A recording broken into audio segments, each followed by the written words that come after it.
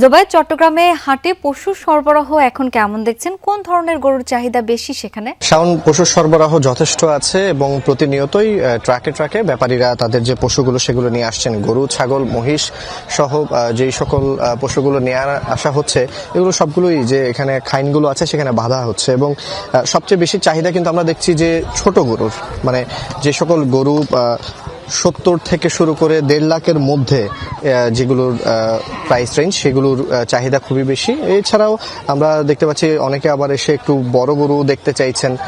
পাশাপাশি কেউ কেউ দেখছি একসাথে যারা কয়েকজন দল বেঁধে আসছেন তারা 2-3টা করেও গরু নেওয়ার চেষ্টা করছেন, তবে দাম চড়া এখনো সেটা তারা বলছেন এবং এখন পর্যন্ত খামারিরা বা ব্যাপারীরা তারা দাম ছাড়ছেন না, এটি অভিযোগ করছেন ক্রেতারা। অন্যদিকে যারা ব্যাপারীরা আছেন তারা বলছেন তাদের যাতায়াত খরচ, পরিবহন খরচ, খাদ্যের দাম সবকিছু ঊর্ধ্বগতির কারণে তাদেরও বেশ বিপাকে পড়তে হচ্ছে, যার কারণে কিছুটা এইবার দামটা বেশি চাওয়া হচ্ছে। তবে তারাও তাদের যে খরচ হচ্ছে সেই খরচটা কাছাকাছি হলেই তারা দামটা ছেড়ে দিচ্ছেন বা ছেড়ে দিবেন, এমনটাই তারা বলছেন।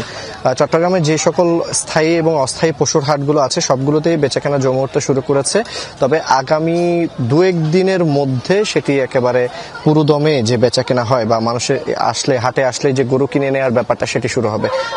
আজকে বা গতকালকে আমরা যেটা দেখেছি যে যারা আসছেন কেউ দেখতে আসছেন, কেউ একটু যাচাই বাছাই করতে আসছেন এবং সেটি আজকেও আছে। তবে আগামীকাল এবং বা তারপর থেকে গরু যে কেনার যে ধুম সেটা পড়বে এবং ব্যাপারীরাও তাদের যে গরুগুলো নিয়ে এসেছেন বা পশুগুলো নিয়ে এসেছেন সেগুলো তারা বিক্রির উদ্দেশ্যেই একেবারে যে পশুগুলো সেগুলো ছেড়ে দেবেন এমনটাই ধারণা করা হচ্ছে। জোবায়েদ, অনেক ধন্যবাদ আপনাকে।